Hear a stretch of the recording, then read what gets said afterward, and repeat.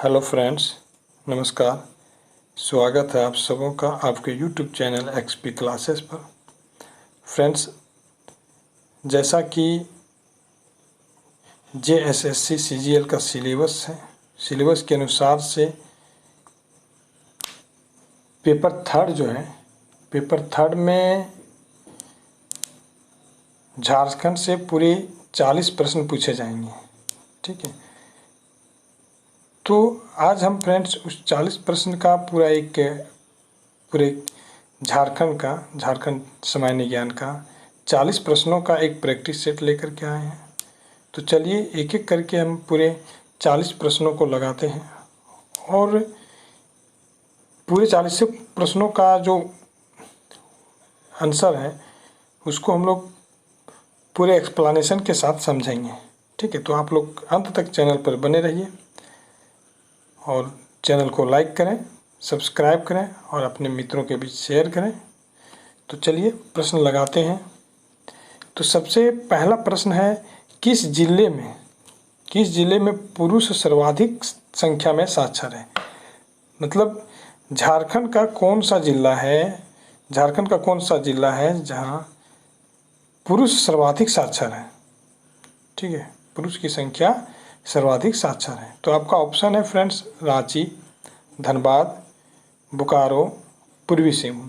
तो इसमें बताना है कि पुरुष साक्षरता किस जिले का अधिक है। ठीक है, तो देखिए इसका उत्तर क्या हो जाएगा आपका ऑप्शन ये रांची जिला का पुरुष साक्षरता सर्वाधिक है। ठीक है, रांची में सर्वाधिक जनसंख्या में पुरुष साक्षर है। अब देखिए हम लोग समझते हैं इसका कि पुरुष साक्षरता रांची में कितना परसेंट है। ठीक है, तो देखिए रांची का जो पुरुष साक्षरता दर है ये आपका है 84.26%। ठीक है, रांची जिला का पुरुष साक्षरता दर 84.26% है। ठीक है, देखिए पूरे झारखंड में सर्वाधिक साक्षर जिला कौन सा है? रांची है। ठीक है, पूरे झारखंड में सर्वाधिक साक्षर जिला रांची है और रांची में पुरुष साक्षरता कितना है? तो पुरुष साक्षरता आपका 84.26% है। और महिला साक्षरता, ठीक है, रांची जिला का महिला साक्षरता यदि देखें हम लोग तो महिला भी सबसे ज़्यादा साक्षर है तो रांची जिला में। ठीक है, महिला देखा जाए, महिला जनसंख्या सबसे ज़्यादा साक्षर कौन सा जिला का है? तो ये भी रांची का है। और महिला का साक्षरता दर कितना है? तो 67.44% है। ठीक है, याद रखिएगा, महिला साक्षरता दर रांची जिला का कितना है? 67.44% है। और पुरुष साक्षरता दर रांची जिला का कितना है? 84.26% है। ठीक है, और सर्वाधिक साक्षर जिला बोला जाए कि महिला में रहे या पुरुष में रहे तो वो रांची है। ठीक है, अब देखिए हम लोग और न्यूनतम साक्षर जिला, अब देखते हैं क्या सबसे कम साक्षर जिला। ठीक है, न्यूनतम साक्षर जिला कौन सा है? न्यूनतम साक्षर, ठीक है, झारखंड का जिला कौन सा है? तो देखिए न्यूनतम साक्षर क्या है? तो पाकुड़ जिला है। कौन सा है? पाकुड़ है। ठीक है, पाकुड़ न्यूनतम साक्षर है। अब पाकुड़ का साक्षरता दर कितना है? पाकुड़ जिला का साक्षरता दर 84.82% है। ठीक है, पाकुड़ जिला का साक्षरता दर कितना है? 84.82% है। अब देखिए सर्वाधिक साक्षर कौन था? रांची। सर्वाधिक साक्षर जिला रांची का साक्षरता दर कितना है? तो रांची का साक्षरता दर 76.06% है। ठीक है, अब क्या देखें हम लोग कि सर्वाधिक साक्षर जिला रांची है, रांची का साक्षरता दर 76.06% है। ठीक है, सबसे कम साक्षर कौन सा है? न्यूनतम साक्षर पाकुड़ है और पाकुड़ का साक्षरता दर कितना है? 48.82% है। अब देखिए उसके बाद क्या है? सर्वाधिक पुरुष साक्षर जिला कौन सा है? तो रांची है और पुरुष साक्षरता दर कितना है? 84.26%। और सर्वाधिक महिला साक्षर जिला कौन सा है? तो वो भी आपका रांची है और महिला साक्षरता दर कितना है रांची का? तो 67.44% है। अब न्यूनतम साक्षरता में पुरुष देखते हैं, न्यूनतम का पुरुष, तो न्यूनतम पुरुष साक्षरता आपका पाकुड़ है, ठीक है।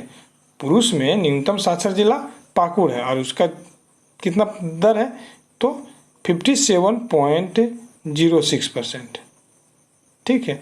और न्यूनतम महिला साक्षर, न्यूनतम महिला की कहाँ का है साक्षर, तो न्यूनतम महिला में भी न्यूनतम आपका पाकुड़ का है और पाकुड़ का न्यूनतम महिला आपका कितना परसेंट वहाँ साक्षर है, तो 40.52%। क्लियर। उसके बाद देखिए झारखंड का साक्षरता हम लोग देखते हैं। यदि झारखंड का, पूरे झारखंड का साक्षरता दर देखा जाए तो झारखंड का साक्षरता दर कितना है, 66.41%, ठीक है। झारखंड का साक्षरता दर कितना है, 66.41%। उसमें से आपका पुरुष साक्षरता कितना है, पुरुष साक्षरता दर झारखंड का, ठीक है, तो झारखंड का पुरुष साक्षरता दर 76.84% है। और महिला साक्षरता दर देखा जाए झारखंड का, तो महिला का कितना है, तो 55.42% है। क्लियर। झारखंड का साक्षरता दर कितना है, 66.41%। झारखंड का पुरुष साक्षरता दर 76.84%। झारखंड का महिला साक्षरता दर 55.42%, ठीक है। सर्वाधिक साक्षर जिला रांची, न्यूनतम साक्षर जिला तो पाकुड़। अब देखिए झारखंड का हम लोग देते हैं क्या, ग्रामीण साक्षरता दर। झारखंड का यदि देखा जाए, पूरे झारखंड का ग्रामीण साक्षरता दर कितना है, तो ग्रामीण साक्षरता दर झारखंड का कितना है, तो ग्रामीण साक्षरता दर झारखंड का 61.1% है, ठीक है। ग्रामीण साक्षरता दर झारखंड का 61.1% है। और नगरीय साक्षरता जो झारखंड का है, नगरीय साक्षरता दर झारखंड का 82.3% है, ठीक है। तो क्लियर हो गया होगा आप लोगों का पूरा साक्षरता दर। अब नेक्स्ट प्रश्न देखते हैं कि शीत ऋतु का सर्वप्रथम आगमन होता है। शीत ऋतु का सर्वप्रथम आगमन कहाँ होता है, ठीक है। झारखंड में कौन सा क्षेत्र में शीत ऋतु का सर्वप्रथम आगमन होता है। आपका ऑप्शन है पलामू क्षेत्र, कोडरमा क्षेत्र, सिंहभूम क्षेत्र, संथाल परगना क्षेत्र। तो इसका सही उत्तर हो जाएगा फ्रेंड्स पलामू क्षेत्र में, ठीक है। शीत ऋतु का सर्वप्रथम आगमन पलामू क्षेत्र में होता है, ठीक है। और देखिए, और यहीं से जो है तो शीत ऋतु के आगमन के साथ ही ठंड प्रारंभ हो जाता है, ठीक है, सर्वप्रथम। और कहाँ, ये पलामू क्षेत्र में, ठीक है। और देखा जाए तो कब ये आपका जो शीत ऋतु सर्वप्रथम आपका पलामू क्षेत्र में आता है। और सामान्य रूप से यदि देखा जाए तो कौन सा महीना, ये नवंबर का महीना होता है। कब होता है, नवंबर का महीना में, ठीक है, याद रखिएगा। पलामू क्षेत्र नवंबर का महीना में, ठीक है। नवंबर से ये आप देखिए नवंबर, दिसंबर, जनवरी, फरवरी तक रहता है, ठीक है। और इसमें यदि देखा जाए कि टेम्परेचर शीत ऋतु में इस क्षेत्र का, पलामू क्षेत्र का, तो टेम्परेचर कितना रहता है, तो पलामू क्षेत्र का ये टेम्परेचर 15 डिग्री सेल्सियस से लेकर के 21 डिग्री सेल्सियस तक रहता है, ठीक है। इसके मतलब 15 डिग्री सेल्सियस से 21 डिग्री सेल्सियस तक टेम्परेचर रहता है इस क्षेत्र का। क्लियर। अब देखते हैं नेक्स्ट प्रश्न। नेक्स्ट प्रश्न है आपका, किस स्थान पर स्वर्ण रेखा नदी 320 फीट की ऊंचाई से गिरता है। मतलब कौन सा जगह है, कौन सा स्थान है जहाँ स्वर्ण रेखा नदी, ठीक है, स्वर्ण रेखा नदी 320 फीट की ऊंचाई से गिरती है। आपका ऑप्शन है दसम जलप्रपात, पंचघाघ जलप्रपात, हुंड्रू जलप्रपात, सीता जलप्रपात। तो इसका सही उत्तर हो जाएगा फ्रेंड्स आपका हुंड्रू जलप्रपात, ऑप्शन सी, ठीक है, ऑप्शन सी। मतलब स्वर्ण रेखा नदी हुंड्रू जलप्रपात पर 320 फीट ऊंचाई से गिरती है। क्लियर।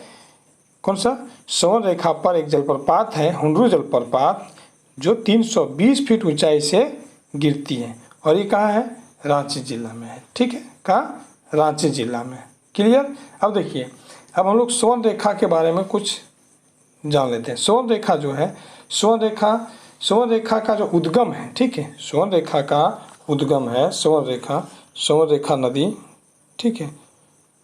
तो स्वर्ण रेखा नदी का उद्गम है आपका नगड़ी, रांची। कहाँ, नगड़ी जगह का नाम है, कहाँ, छोटा नागपुर पठार रांची, कहाँ, छोटा नागपुर पठार, ठीक है, याद रखिएगा, छोटा नागपुर पठार रांची से, ठीक है। और स्वर्ण रेखा नदी की लंबाई 470 किलोमीटर है, कितना है, 470 किलोमीटर। स्वर्ण रेखा नदी की लंबाई टोटल कितना है, 470 किलोमीटर। और याद रखिएगा कि ये झारखंड का एकमात्र ऐसा नदी है जो स्वतंत्र रूप से बंगाल की खाड़ी में गिरती है, ठीक है। स्वर्ण रेखा नदी झारखंड का एकमात्र नदी है जो स्वतंत्र रूप से, मतलब किसी दूसरे नदी का सहायक नदी नहीं है, डायरेक्ट जाकर के ये बंगाल की खाड़ी में गिरती है, ठीक है।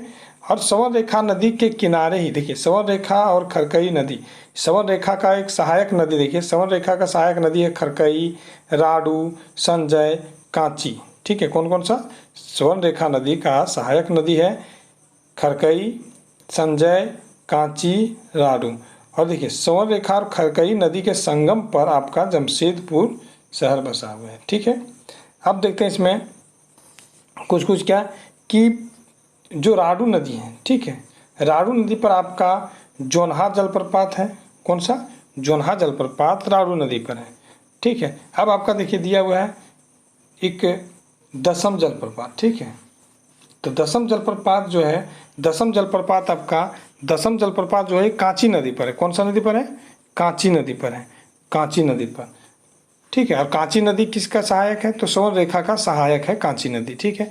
कांची नदी जाकर के स्वर्ण रेखा में मिल जाता है और कांची नदी पर ही आपका दसम जलप्रपात है, ठीक है। कांची नदी पर दसम जलप्रपात बना हुआ है, ठीक है। और ये 10 धाराओं के बहने के कारण से, 10 धाराओं में जलप्रपात जो है 10 धाराओं में, 10 धाराओं में बहने के कारण से, 10 धारा के कारण से दसम जलप्रपात नाम दिया गया है, ठीक है।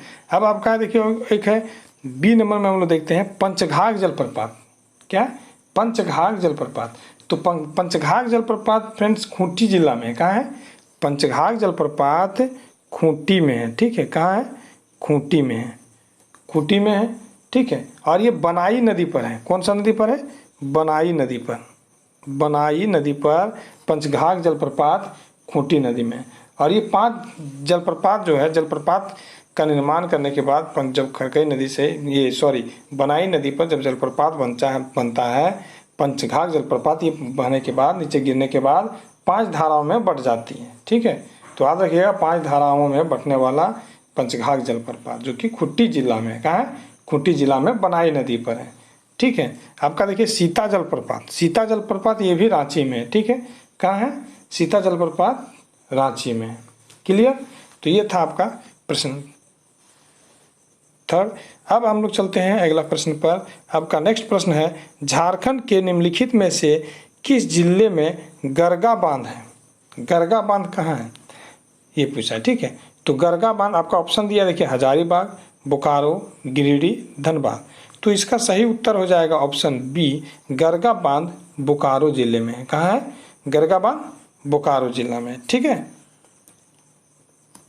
नेक्स्ट प्रश्न हम लोग देखते हैं। नेक्स्ट है, राजमहल पहाड़ियों में इसमें से किस प्रकार की मृदा सर्वाधिक मात्रा में मिलती है, मतलब राजमहल पहाड़ी क्षेत्र में सर्वाधिक मात्रा में पाए जाने वाली मृदा कौन सा है, लेटराइट मिट्टी, जलोढ़ मिट्टी, लाल मिट्टी, काली मिट्टी।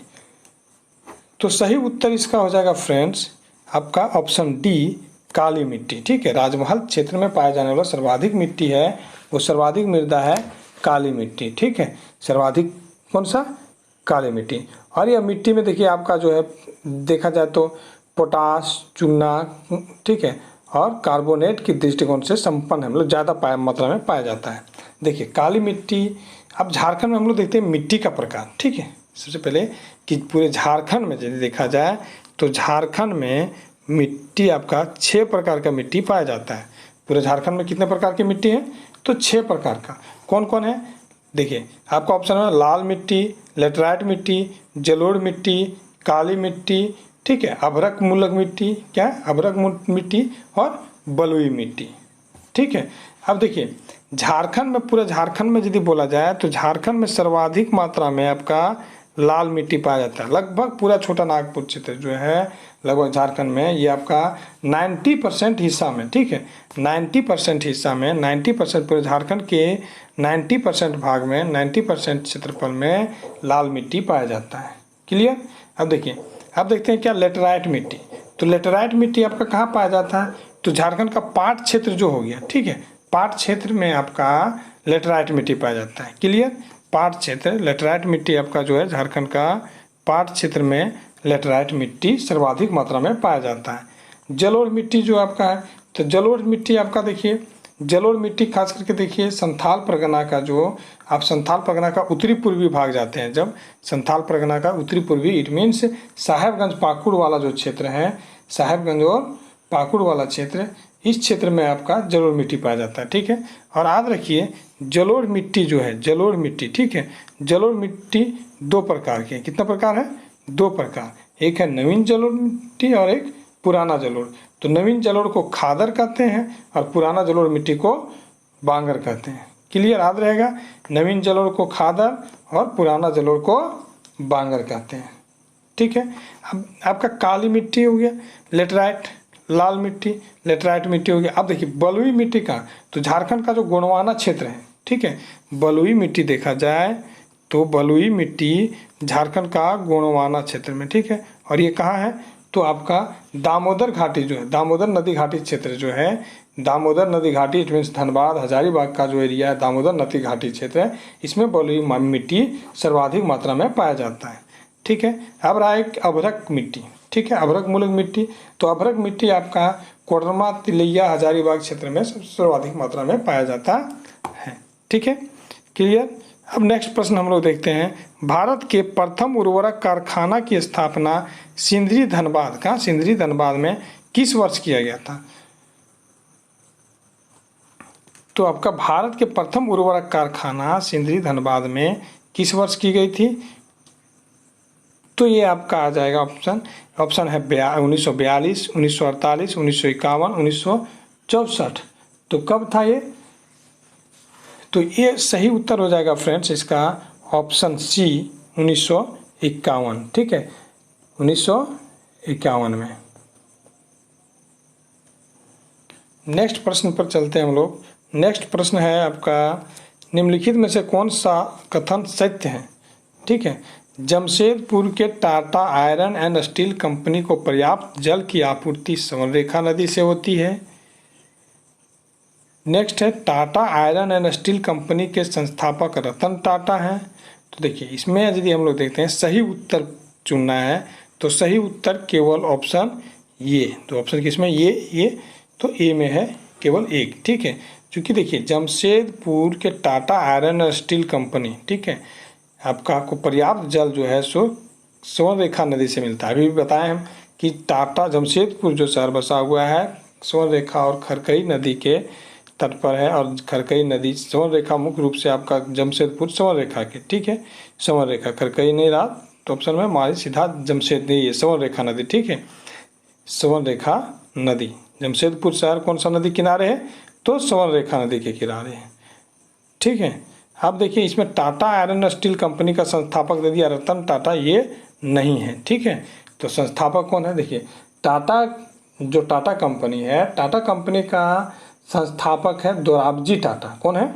दोराबजी टाटा। और वास्तविक संस्थापक इनका माना जाता है, जैसे देखिए दोराबजी टाटा सब चीज़ अपना पूरा बेस तैयार किए थे, उसके बाद इनका मृत्यु हो गया, देहांत हो गया, तो जो उनका उसका पुत्र था जमशेद जी नौसरवान जी टाटा। कौन? जमशेद जी नौसरवान जी टाटा, जमशेद जी नौसरवान जी टाटा, ये हैं उसके टाटा कंपनी के वास्तविक संस्थापक। ठीक है, Tata iron and steel company के वास्तविक संस्थापक कौन है? जमशेद जी नौसरवान जी टाटा, और संस्थापक में तो दोराबजी टाटा। ठीक है। अब देखिए टाटा कंपनी, टाटा का जो स्थापना हुआ था टिस्को के नाम से हुआ था पहले। ठीक है, टिस्को, ये था आपका 26 अगस्त 1907। कब? 26 अगस्त 1907 को हुआ था। टिस्को का स्थापना कब? 26 अगस्त 1907 को हुआ। ये आपका स्वर्णरेखा और खरकई नदी के संगम पर है, ठीक है। इसका टाटा आयरन्स को सर्वाधिक जो जल की आपूर्ति होता है वो सुवर्णरेखा नदी से होता है। उसके बाद देखिए इसका 2005 में क्या हुआ, 2005 में इसका नाम बदल के कर दिया गया टाटा, ठीक है, टाटा स्टील कर दिया गया, ठीक है। पहले जब स्थापना हुआ था इसका नाम था टिस्को, किस नाम से स्थापना हुआ था, टिस्को के नाम से, और इसका कर दिया गया फिर 2005 में नाम बदल के टाटा स्टील। क्लियर। नेक्स्ट प्रश्न है, झारखंड के कितने प्रतिशत क्षेत्रफल में मध्यम वन है? आपका ऑप्शन है 9.12%, 10.12%, 11.12%, 12.12%। तो सही उत्तर हो जाएगा फ्रेंड्स ऑप्शन डी, ठीक है। कौन? ऑप्शन डी हो जाएगा आपका 12.12%। किस प्रकार का वन? सर्वाधिक पूछा है क्षेत्र कितने प्रतिशत क्षेत्रफल में मध्यम वन, मध्यम प्रकार के वन, तो 12.12% है, ठीक है। और एक पूछा जाएगा दीदी अति सघन वन, क्या? अति सघन वन, अति सघन वन का परसेंट झारखंड में 3.27% है। अति सघन, ठीक है, अति सघन वन जो है अति सघन तो 3.27% है, ठीक है, 3.27।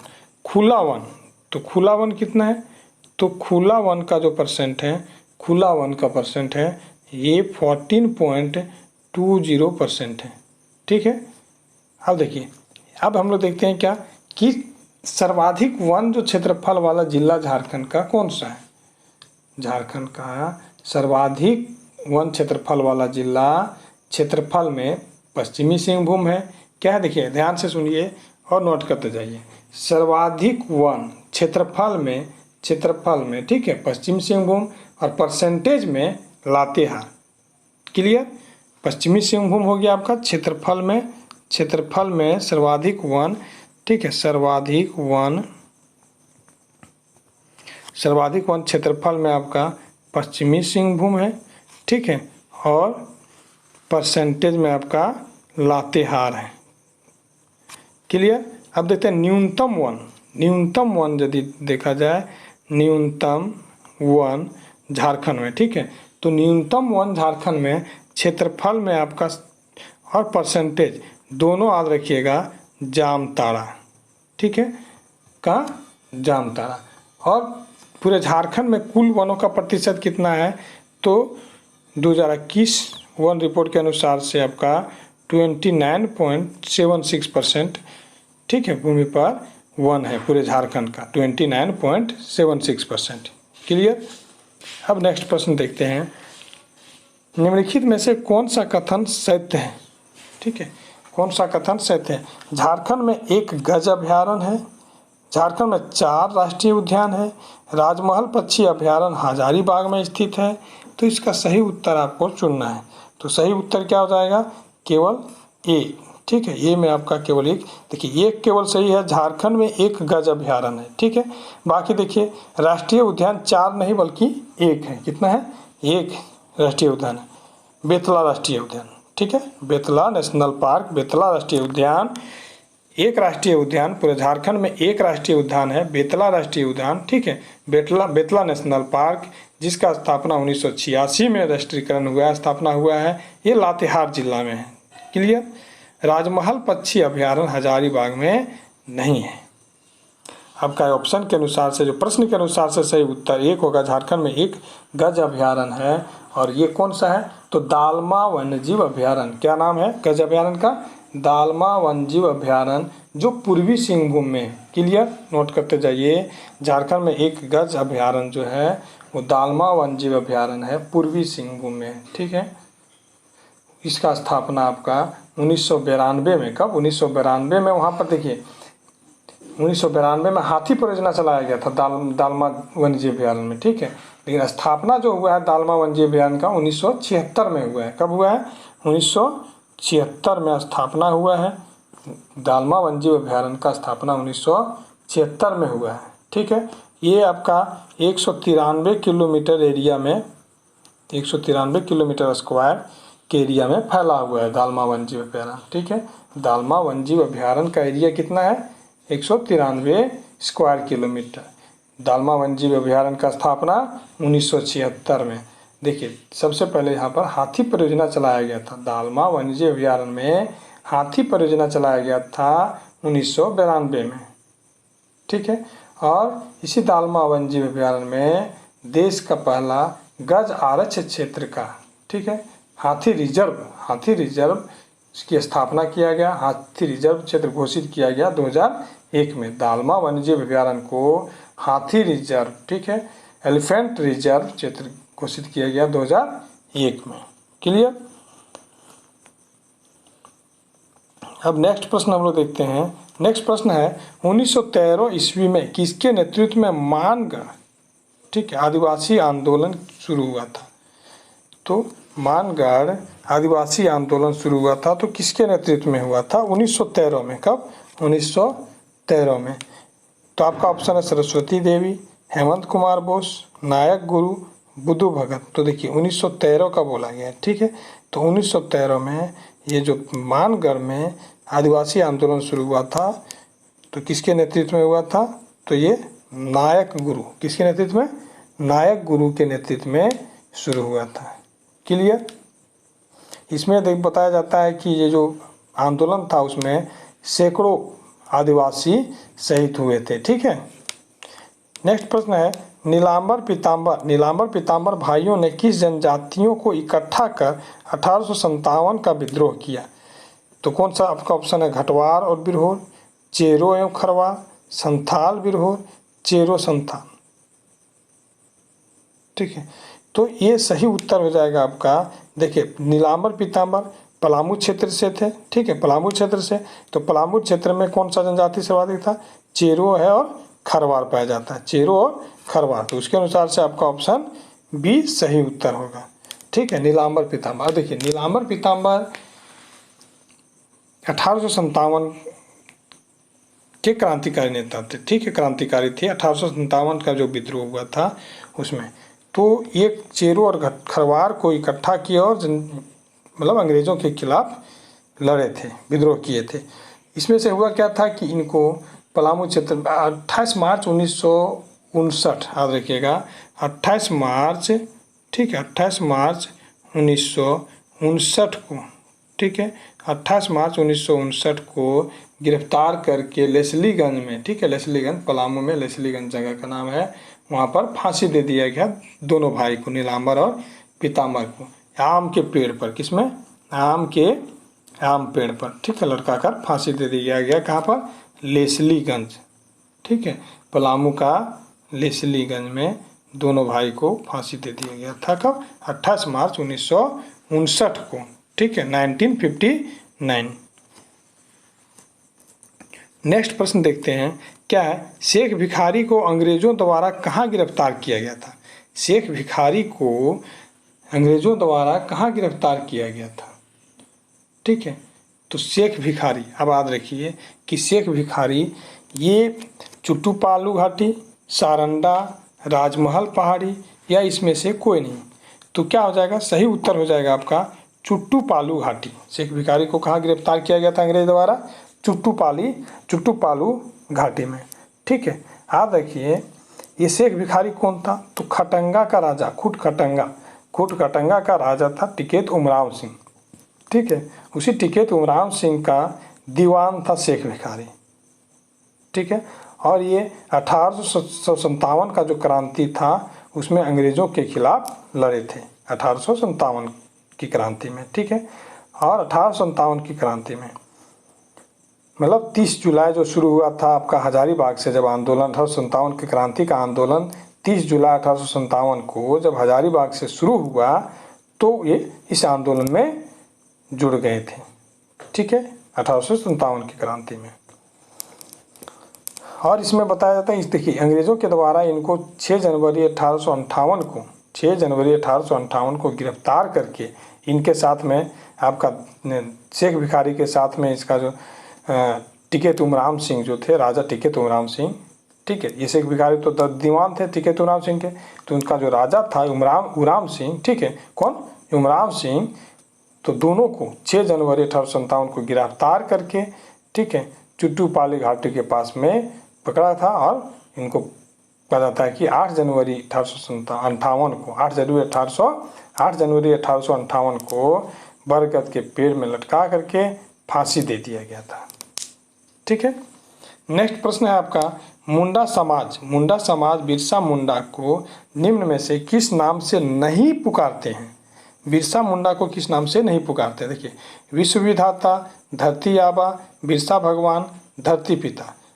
तो देखिए, बिरसा मुंडा का जो धरती आबा, धरती पिता, बिरसा भगवान, ये तीनों नाम से पुकारा जाता है। ठीक है, तो नहीं पुकारते हैं, ये आपका इसके अनुसार से, प्रश्न के अनुसार से ऑप्शन ये सही होगा क्या, कि बिरसा मुंडा को विश्व विधाता के नाम से नहीं पुकारा जाता है। क्लियर। अब देख लेते हैं थोड़ा सा, देखिए बिरसा मुंडा के बारे में।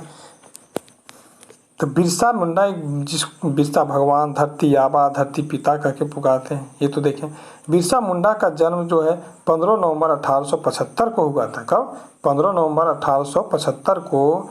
ठीक है, उस समय जो अभी रांची जिला था, अभी खूंटी जिला है, खूंटी जिला का आपका उलिहातू गांव में का, खूंटी जिला के उलिहातू गांव में जन्म हुआ था। क्लियर। और देखिए, इन्हीं के नाम पर हमारा जो झारखंड राज्य, इन्हीं के जो अलग हुआ है, इन्हीं के जन्मदिन पर। ठीक है, 15 नवंबर को हमारा झारखंड राज्य का स्थापना किया गया है बिरसा मुंडा के जन्मदिन के अवसर पर। ठीक है, और देखिए इनका जो मृत्यु हुआ था बिरसा मुंडा का, ये 9 जून, कब? 9 जून को मृत्यु हुआ था। 9 जून 1900, कब? 9 जून 1900 को रांची जिला में हैजा से। ठीक है। नेक्स्ट प्रश्न है आपका, शिवाजी समाज की स्थापना किसने की थी? शिवाजी समाज, आपका ऑप्शन है सुशील कुमार बागे, कार्तिक उरांव, शिबू सोरेन, विनोद बिहारी महतो। तो सही उत्तर हो जाएगा विनोद बिहारी महतो। क्या हो जाएगा? शिवाजी समाज की स्थापना विनोद बिहारी महतो किए थे। कौन? विनोद बिहारी महतो 1969 को। कब? 1969 में शिवाजी समाज की स्थापना विनोद बिहारी महतो के द्वारा किया गया था। नेक्स्ट प्रश्न है आपका, इग्नेस बेक झारखंड राज्य निर्माण आंदोलन के संबंध एक प्रमुख नेता थे, वे किस जिले थे? देखिए, इग्नेस बेक झारखंड राज्य निर्माण आंदोलन के प्रमुख नेता थे, तो कहाँ के रहने वाले थे? गुमला, हजारीबाग, सिमडेगा, रांची। तो सही उत्तर इसका हो जाएगा गुमला। कहाँ के रहने वाले थे? गुमला जिला के चैनपुर प्रखंड। कहाँ? चैनपुर के। ठीक है, उरांव परिवार से थे ये। किस परिवार से? उरांव परिवार से। नेक्स्ट है, करमाली जनजाति के संदर्भ में निम्नलिखित कथनों पर विचार कीजिए। किसमें? करमाली जनजाति के संबंध में पूछा गया। ठीक है, पूछा है, बताया है, आपका ऑप्शन है, इनकी भाषा कुरमाली है जो ऑस्ट्रिक भाषा परिवार की है, इनका सर्वोच्च देवता सिंहबोंगा होते हैं, इनके धार्मिक कार्यों का संपादन करने वाला पाहन या नाया कहलाता है। तो आपका देखिए ऑप्शन के अनुसार से जब हम लोग जाएंगे तो ऑप्शन के अनुसार देखिए इसमें क्या था कि देखिए इनका कुरमाली जनजाति का भाषा कुरमाली है जो कि ऑस्ट्रिक भाषा परिवार से है, सर्वोच्च देवता सिंहबोंगा है, और अपने जो धार्मिक कार्य संपन्न करता है वो पाहन या नाया के द्वारा किया जाता है। तो इसके अनुसार से सारा तीनों सही है, तीनों ऑप्शन आपका डी में दिया है 1 2 3, तो ये आपका सही होगा। ठीक है, नेक्स्ट प्रश्न हम लोग देखते हैं। नेक्स्ट है, निम्नलिखित में से कौन से कथन गलत हैं? गलत कथन को चुनना है। सोहराय त्यौहार कार्तिक अमावस्या के दिन मनाया जाता है। हाँ, ये सही है। देसावली त्यौहार मरांग बुरु की पूजा की जाती है। देसावली त्यौहार मरांग बुरु की पूजा की जाती है, ये भी सही है। सरहुल त्यौहार को खड़िया समाज में बा कहा जाता है। देखिए, खड़िया समाज में बा कहा जाता है, यही आपका गलत है। ठीक है, नेक्स्ट ऑप्शन देखते हैं। सरहुल त्यौहार में साल वृक्ष की महत्वपूर्ण भूमिका। हाँ, साल वृक्ष की महत्वपूर्ण भूमिका है सरहुल पर्व में, और साल वृक्ष की पूजा की जाती है। तो आपका ऑप्शन गलत ऑप्शन बोला है, तो गलत ऑप्शन सी होगा। ठीक है, प्रश्न के अनुसार से आपका उत्तर सी होगा। सरहुल त्यौहार, देखिए सरहुल त्यौहार को खड़िया में बा नहीं बल्कि जाकोर कहा जाता है। क्या कहा जाता है? खड़िया में जाकोर। ठीक है, जाकोर कहा जाता है, लिख लीजिएगा, जाकोर। अब बा किसमें कहा जाता है, तो बा जो है, बा जो बोला जाता है ये आपका मुंडा में बोला जाता है। किसमें, मुंडा जनजाति में सरहुल को बा कहा जाता है। क्लियर। उसके बाद देखिए एक आता देखिए आपका यूराम, ठीक है, यूराम में सरहुल को खद्दी कहा जाता है। क्या कहा जाता है, खद्दी कहा जाता है। क्लियर। अब चलते हैं नेक्स्ट प्रश्न पर। देखिए अगला प्रश्न है आपका, निम्नलिखित में से किस जिले में राम रेखा मेला का आयोजन किया जाता है। राम रेखा मेला आपका ऑप्शन है गिरिडीह, रांची, हजारीबाग, सिमडेगा। तो राम रेखा मेला का आयोजन सिमडेगा में होता है। आपका ऑप्शन डी सही उत्तर होगा। राम रेखा मेला कहाँ आयोजन होता है, राम रेखा मेला का आयोजन सिमडेगा जिला में होता है। ठीक है, झारखंड राज्य के सिमडेगा जिला में। और ये मेला जो है सो प्रतिवर्ष आपका कार्तिक पूर्णिमा, याद रखिए कब, कार्तिक पूर्णिमा के दिन, कार्तिक पूर्णिमा के दिन मेला लगता। राम रेखा मेला कार्तिक पूर्णिमा के दिन सिमडेगा में लगता है। क्लियर। नेक्स्ट देखते हैं हम लोग। नेक्स्ट है, निम्नलिखित में से कौन सा कथन सही है, कौन सा कथन सही है, सही कथन को चुनना है। झारखंड राज्य के पहले राज्यपाल प्रभात कुमार थे। हाँ ये तो आपका सही है। राज्य के प्रथम महिला राज्यपाल द्रौपदी मुर्मू है। हाँ ये भी ऑप्शन सही है, द्रौपदी मुर्मू थी। तो आपका ए और बी दोनों कथन सही है। ठीक है, ए और बी दोनों कथन सही है, ऑप्शन सी सही उत्तर होगा। ठीक है। नेक्स्ट देखते हैं, झारखंड का कौन सा जिला मक्का उत्पादन की दृष्टि से प्रथम स्थान पर है। मक्का उत्पादन की दृष्टि से, ठीक है, कौन सा, मक्का। तो देखिए आपका ऑप्शन है पलामू, हजारीबाग, दुमका, चतरा। तो सही उत्तर इसका हो जाएगा आपका ऑप्शन ये पलामू। ठीक है, क्या हो जाएगा, पलामू। उसके बाद देखिए सबसे, झारखंड का यदि पूछा जाए कि सबसे प्रमुख फसल कौन सा है, तो झारखंड का सबसे प्रमुख फसल आपका धान है। क्या है, झारखंड का सबसे प्रमुख फसल धान है। और धान के बाद दूसरा प्रमुख फसल जो झारखंड का है ये मक्का है। ठीक है, याद रखिएगा, धान सब झारखंड का सबसे प्रमुख फसल, झारखंड का सबसे प्रमुख फसल धान है, धान के बाद मक्का है। क्लियर। और मक्का आपका सर्वाधिक जो होता है वो पलामू क्षेत्र में होता है, पलामू जिला में। ठीक है। नेक्स्ट प्रश्न है, भकुली बंका लोक नाट्य निम्न में से किस लोक नाट्य के साथ प्रस्तुत किया जाता है। देखिए भकुली बंका एक प्रकार का क्या है, झारखंड का प्रमुख लोक नाट्य है। किस प्रकार का, लोक नाट्य है, याद रखिएगा। और ये लोक नाट्य एक और लोक नाट्य है, दूसरा लोक नाट्य, उसके साथ दोनों पैरेलल चलता है। ठीक है, दोनों एक साथ प्रस्तुत किया जाता है। तो कौन सा है, डोमकच, कीर्तनिया, जटजाटिन, इसमें से कोई नहीं। तो सही उत्तर आपका ऑप्शन सी हो जाएगा। क्या हो जाएगा, सी। देखिए भकुली बंका जो लोक नाट्य है ये जट जटिन लोक नाट्य के साथ प्रस्तुत किया जाता है। ठीक है, कहीं कहीं देखा जाए तो कहीं कहीं ये भी होता है कि कहीं कहीं अकेला मतलब भकुली बंका को ही केवल प्रस्तुत किया जाता है, ऐसा भी है। ठीक है, अब देखिए भकुली हम लोग समझते हैं कि ये कब होता है, भकुली बंका जट जाटिन आपका किस समय, तो ये सावन में शुरू होता है, याद रखिएगा, सावन से लेकर के कार्तिक तक चलता है।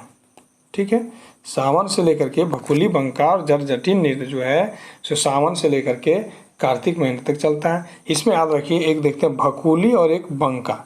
तो भकुली जो है ना, भकुली पत्नी होती है, जो नाट्य का परफॉर्मेंस किया जाता है उसमें भकुली पत्नी और बंका जो होता है वो पति का किरदार निभाता है। ठीक है, भकुली पत्नी का किरदार निभाती है, भकुली पत्नी का किरदार निभाती है और बंका पति का किरदार निभाता है। दोनों इसमें इस इस नाटक में एक लोक नाट्य जो है इसमें भकुली बंका में ये वैवाहिक जीवन को दर्शाया जाता है, नाटक के माध्यम से वैवाहिक जीवन। ठीक है, उसके बाद देखिए ये भी जट जटिन है, इसमें भी आपका वैवाहिक जीवन को ही दर्शाया जाता है। लेकिन दोनों में अंतर क्या है, तो दोनों में देखिए उसमें एक पति और पत्नी किरदार निभाता है, इसमें दो कुंवारी लड़की होती है। जट जटिन में जो है सो जट जाटिन में दो कुंवारी लड़कियां, ठीक है, दो कुंवारी लड़कियां होती है, एक पुरुष का वेश और एक महिला का वेश धारण करके मतलब आपका प्रदर्शन करती है लोकनाट्य का प्रदर्शन करती है। ठीक है, नेक्स्ट है, निम्नलिखित में से कौन सा कथन सही है? माघे, बा, जोमनावा, हो जनजाति का नृत्य है। केंद्रा, दुईला, बनम तंतुवाद श्रेणी के यंत्र हैं। यसूर जनजाति में वैवाहिक विधि को ईदी ताइमा के नाम से जाना जाता है। तो सही आपको क्या करा, कौन सा सही है, कौन सा ऑप्शन सही है ये बताना है। ठीक है, तो देखिए इसका सही उत्तर हो जाएगा आपका ऑप्शन डी। कौन? डी। देखिए हो जनजाति का नृत्य है आपका माघे, बा, जोमनावा, ये तीनों जो है सो हो जनजाति का नृत्य है। क्लियर? आपका पूछा है केंद्रा, दुएला, बनम तंतु वाद्य यंत्र श्रेणी के हैं। हाँ, ये भी केंद्रा, दुएला, बनम ये सब तंतु वाद्य यंत्र हैं। ठीक है, असुर जनजाति के विवाह विधि को क्या कहते हैं? ईदो ताइमा के नाम से जाना जाता है। क्लियर? तो ऑप्शन इसके अनुसार से आपका जो है ये डी ऑप्शन सही होगा। नेक्स्ट प्रश्न है, निम्नलिखित में से कौन सा स्थल बौद्ध धर्म से संबंधित है? बौद्ध धर्म से, किसे? बौद्ध धर्म से संबंधित है। कतरास, टैगोर हिल, बेनीगढ़ या इसमें से कोई नहीं। तो आपका ऑप्शन सही हो जाएगा बेनीगढ़। क्या हो जाएगा? बेनीगढ़। अब बेनीगढ़ है कहाँ? तो बेनीगढ़ जगह कहाँ है? तो बेनीगढ़ आपका गोड्डा जिला में पड़ता है। कहाँ? गोड्डा जिला में, याद रखिएगा। ठीक है, बेनीगढ़ गोड्डा जिला में पड़ता है।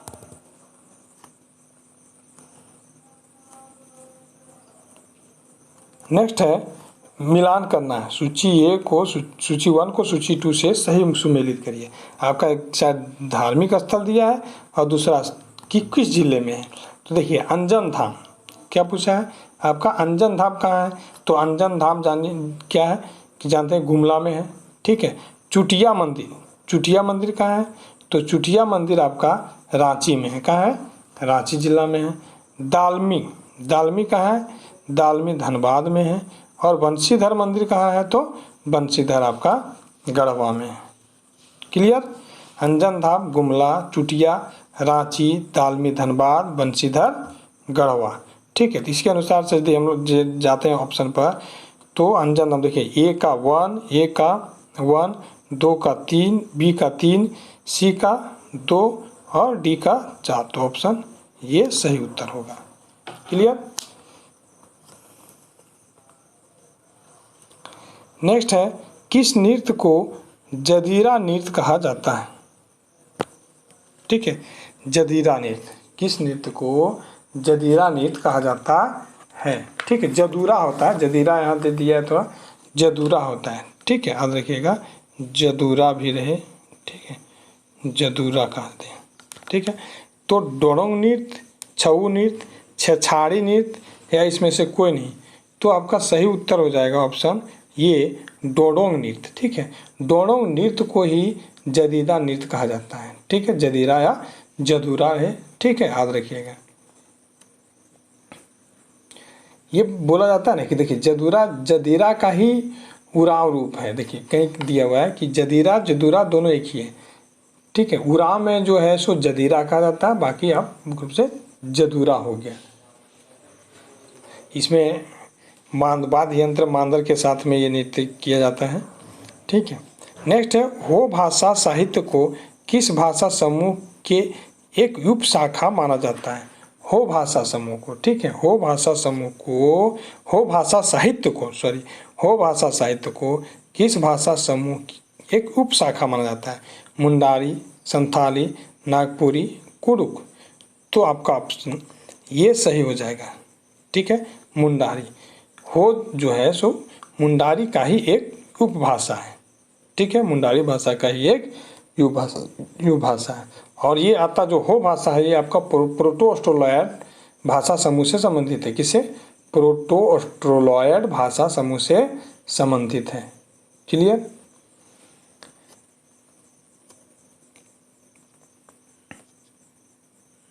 नेक्स्ट देखते हैं क्या कह रहा है, निम्नलिखित में से कौन सा कथन गलत है? गलत कथन चुनना है। कुरमाली भाषा का विकास मगधी अपभ्रंश से हुआ है। कुरमाली भाषा का विकास मगधी अपभ्रंश से हुआ है। हाँ, ये आपका सही है। नेठापाला के रचनाकार निरंजन महतो हैं।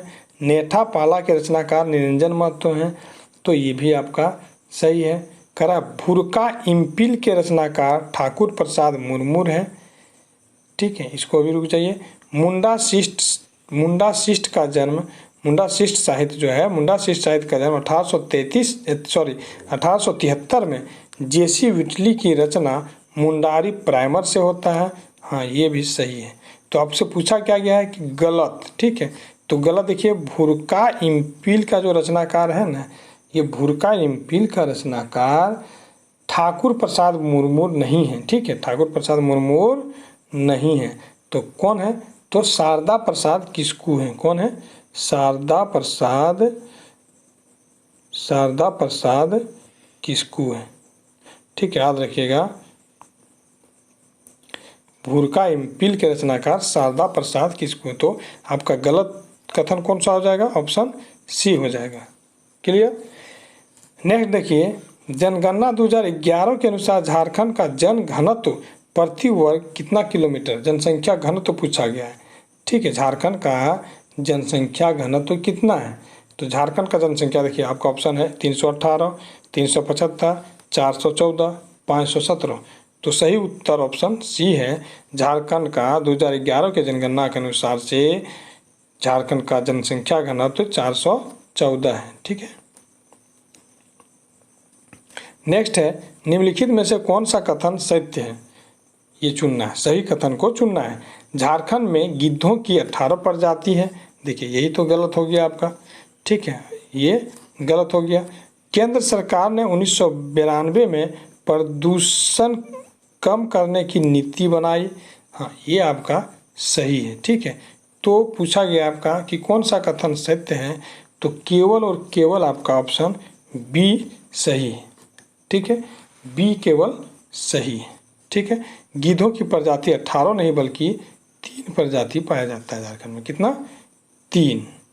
ठीक है, याद रखिएगा। नेक्स्ट है, झारखंड में सर्वाधिक ग्रीन हाउस का उत्सर्जन करने वाला जिला। ग्रीन हाउस का उत्सर्जन करने वाला जिला, सर्वाधिक ग्रीन हाउस का उत्सर्जन करने वाला जिला। देखिए, ग्रीन हाउस पूछा है, रांची, धनबाद, बोकारो, गिरिडीह। तो देखिए, इसका सही उत्तर हो जाएगा ऑप्शन डी, सर्वाधिक ग्रीन हाउस का उत्सर्जन करने वाला जिला गिरिडीह है। नेक्स्ट है, निम्नलिखित कथनों पर विचार कीजिए। विनोबा भावे विश्वविद्यालय का मुख्यालय रामगढ़ है। ये गलत है। ठीक है, कोल्हान विश्वविद्यालय का मुख्यालय दुमका है। कोल्हान विश्वविद्यालय का मुख्यालय दुमका है। ये तो कोल्हान विश्वविद्यालय का मुख्यालय पूछा है। ठीक है, ये भी आपका क्या है? गलत है। नीलांबर पीताम्बर विश्वविद्यालय की स्थापना 2009 में की गई है। नीलांबर पीताम्बर विश्वविद्यालय की स्थापना 2009 में की गई है। तो ये आपका सही है। तो ऑप्शन के अनुसार जाते हैं तो केवल सी सही है। केवल सी सही है। कौन सा? केवल सी सही है। ठीक है, तो देखिए, इसमें हम लोग देखते हैं। तो अब ऑप्शन पर जाते हैं। विनोबा भावे विश्वविद्यालय का मुख्यालय आपका कहाँ है? विनोबा भावे विश्वविद्यालय का मुख्यालय हजारीबाग है। कहाँ है? रामगढ़ नहीं है बल्कि हजारीबाग है। क्लियर। ऑप्शन के अनुसार से विनोबा भावे विश्वविद्यालय का मुख्यालय हजारीबाग है। कहाँ है? हजारीबाग है। और विनोबा भावे विश्वविद्यालय का स्थापना 1992 में हुआ है। कब हुआ है? 1992 में। ऑप्शन टू का हम लोग जाते हैं। कोल्हान विश्वविद्यालय का मुख्यालय कहाँ है? तो कोल्हान विश्वविद्यालय का मुख्यालय कहाँ है? कोल्हान विश्वविद्यालय का मुख्यालय चाईबासा में है। कहाँ है? चाईबासा में है। चाईबासा में है। कोल्हान विश्वविद्यालय का मुख्यालय कहाँ है? चाईबासा में है। और कोल्हान विश्वविद्यालय का स्थापना कब? तो 2009 में हुआ है। कब हुआ है? 2009 में हुआ है। ठीक है। नीलांबर पीताम्बर विश्वविद्यालय आपका स्थापना 2009 में हुआ है। और इसका मुख्यालय कहाँ है? तो नीलांबर पीताम्बर विश्वविद्यालय का मुख्यालय कहाँ है? तो ये आपका मेदिनीनगर है। कहाँ है? मेदिनीनगर है। ठीक है, नीलांबर पीताम्बर विश्वविद्यालय का मुख्यालय मेदिनीनगर है। क्लियर।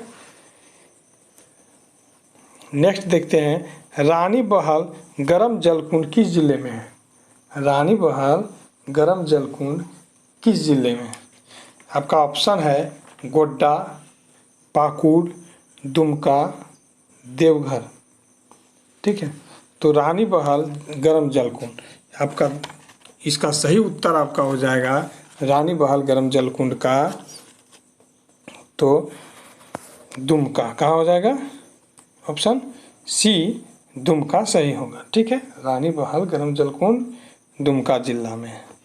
ठीक है, नेक्स्ट ऑप्शन है आपका, झारखंड के किस शहर में स्वामी विवेकानंद की 33 फीट ऊंची कांस्य प्रतिमा को स्थापित किया गया है? आपका ऑप्शन है रांची, देवघर, रामगढ़, हजारीबाग।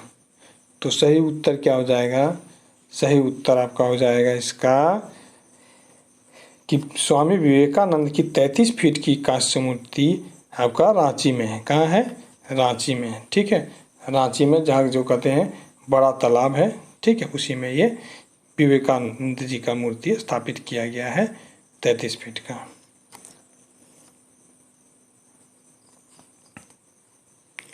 नेक्स्ट है, महेंद्र सिंह धोनी के नेतृत्व में भारतीय क्रिकेट टीम ने चैंपियन ट्रॉफी कब जीती? महेंद्र सिंह धोनी के नेतृत्व में भारतीय क्रिकेट टीम में चैंपियन ट्रॉफी कब जीती? 2013, 2015, 2017, 2019। तो सही उत्तर हो जाएगा 2013। तो चलिए थोड़ा धोनी के बारे में और जानते हैं। देखिए, चैंपियन ट्रॉफी हम लोग देख लिए 2013 में। ठीक है, आईसीसी वर्ल्ड कप, धोनी के नेतृत्व में आईसीसी वर्ल्ड कप भी हुआ है, वर्ल्ड कप भी जीते हैं, जीता इसके नेतृत्व में भारतीय टीम। ठीक है, चैंपियन ट्रॉफी भी जीता है और T20 वर्ल्ड कप भी जीता है। तो आईसीसी वर्ल्ड कप जो है 2011 में, ठीक है, आईसीसी वर्ल्ड कप 2011 में, T20 जो धोनी के नेतृत्व में 2007 में जीता गया है भारतीय टीम के द्वारा, 7 में जीते हैं। ठीक है, 2007 में। उसके बाद याद रखिए कि महेंद्र सिंह धोनी को, ठीक है, महेंद्र सिंह धोनी को झारखंड रत्न से सम्मानित किया गया है 2007 में। महेंद्र सिंह धोनी को कौन कौन सा सम्मान मिला है? तो 2007 में झारखंड रत्न, राजीव गांधी खेल रत्न, ठीक है, महेंद्र सिंह धोनी को राजीव गांधी खेल रत्न 2008 में, ठीक है, पद्मश्री 2009 में, पद्मश्री 2009 में, पद्म भूषण 2018 में। ठीक है, याद रख लीजिए, नोट कर लीजिए इसे। नेक्स्ट है आपका, सिलवानुस डुंगडुंग को ध्यानचंद अवार्ड से कब सम्मानित किया गया है? किसे? सिलवानुस डुंगडुंग। ठीक है, सिलवानुस डुंगडुंग को ध्यानचंद अवार्ड से कब सम्मानित किया गया? आपका ऑप्शन है 2014, 2016, 2018, इसमें से कोई नहीं। तो सही उत्तर हो जाएगा आपका ऑप्शन बी 2016।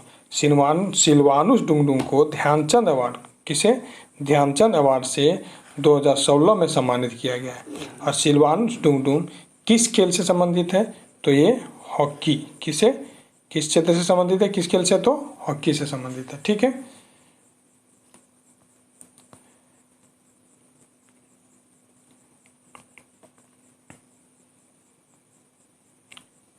नेक्स्ट प्रश्न हम लोग देखते हैं। नेक्स्ट प्रश्न है आपका, झारखंड सरकार द्वारा संचालित सुजलाम सुफलाम योजना, कौन सा योजना? सुजलाम सुफलाम योजना को लेकर निम्नलिखित में से किसके साथ MOU हुआ है? ठीक है, झारखंड सरकार का MOU किसके साथ हुआ है? तो आपका ऑप्शन ये है जैन संगठन, B है HCL, C है ब्रिटेनिया और D है हिंदुस्तान सिल्वर। तो सही उत्तर इसका हो जाएगा फ्रेंड्स आपका ऑप्शन ये, जैन संगठन के साथ। ठीक है, किसका? जैन संगठन। नेक्स्ट है, ऋग्वेद काल में छोटा नागपुर प्रदेश को किस नाम से जाना जाता था? किसमें? ऋग्वेद काल में। ठीक है, ऋग्वेद काल में झारखंड मतलब छोटा नागपुर प्रदेश को, इनमें से झारखंड को किस नाम से जाना जाता था? आपका ऑप्शन है ब्रात्य प्रदेश, पौंड्रिक प्रदेश, अर्कखंड, किक्कट प्रदेश। तो सही उत्तर हो जाएगा आपका ऑप्शन डी, किक्कट प्रदेश। ऋग्वेद काल में छोटानागपुर को किक्कट प्रदेश के नाम से जाना जाता था। ठीक है, अब देखिए वात प्रदेश जो है, ब्रात्य प्रदेश, ये अथर्ववेद में, ठीक है, अथर्ववेद में झारखंड को व्रात प्रदेश के नाम से दिखलाया गया है। ठीक है, उसके बाद आप देखिए पौंडरिक है, पौंडरिक, ठीक है, पौंडरिक प्रदेश आपका जो पौंडरिक या कहें पशुभूमि या यर्कखंड, करखंड, ये आपका महाभारत के दिग्विजय पर्व में बोला गया झारखंड छोटानागपुर को। ठीक है, झारखंड को छोटानागपुर को पौंडरिक प्रदेश कहिए या पौंडरिक कहिए, पशुभूमि कहिए, यर्कखंड कहिए, ठीक है, या करखंड कहिए, महाभारत के दिग्विजय पर्व में इन सब नामों से जाना गया है। आपका जो प्रश्न था, प्रश्न के अनुसार से ऋग्वेद में आपका छोटानागपुर को किक्कट प्रदेश के नाम से जाना गया है। ऑप्शन डी सही होगा। नेक्स्ट है, ब्रिटिश शासन काल में किस वर्ष लोहरदगा जिला का नाम बदलकर रांची किया गया? ब्रिटिश काल में किस वर्ष लोहरदगा जिला का नाम बदलकर रांची किया गया? ठीक है, तो आपका ऑप्शन है 1980, 1895, 1899, 1905। तो सही उत्तर होगा आपका, सही उत्तर हो जाएगा आपका ये 1899, ऑप्शन सी। ठीक है, नेक्स्ट देखिए, झारखंड में किस राज्यपाल का कार्यकाल सबसे अधिक समय तक रहा है? इस ऑप्शन के अनुसार से बताना है आपको। देखिए, डॉक्टर सैयद अहमद, वेद प्रकाश मारवा, के शंकर नारायण, सैयद सिप्ते रजी। तो कौन सा हो जाएगा?